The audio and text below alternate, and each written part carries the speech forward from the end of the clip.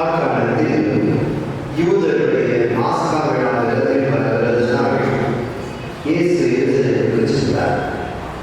கோவிலில் ஆடு மாடு புறா விற்போரையும் அங்கே உட்கார்ந்து நாளை மாற்றுவோரையும் கண்டார்.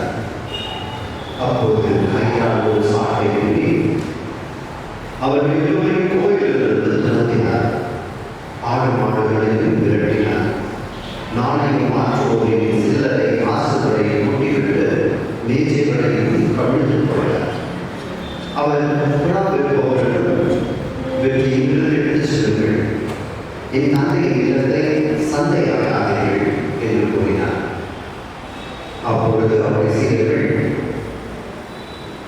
உன் இல்லத்தின் மீதுள்ள ஆர்வம் என்னை எதிர்கொள்ளும் என்று மாறியில் எழுதியுள்ளதை கூர்ந்தார்கள். இவர்கள் அவரை பார்த்து, இவற்றை எல்லாம் செய்ய உமது உரிமை உண்டு என்பதற்கு நீ மாற்றம் அடையாமல் இல்லை என்று கேட்டார்கள்.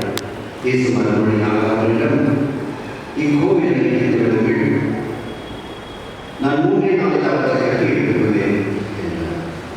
அப்போது இவர்கள் இந்த கோவிலை கட்ட 44 ஆண்டுகள் ஆகிவிட்டே, நீ 3 நாட்களில் இதை கட்டி எடுத்துவிடுவதையோ என்று கேட்டார்கள்.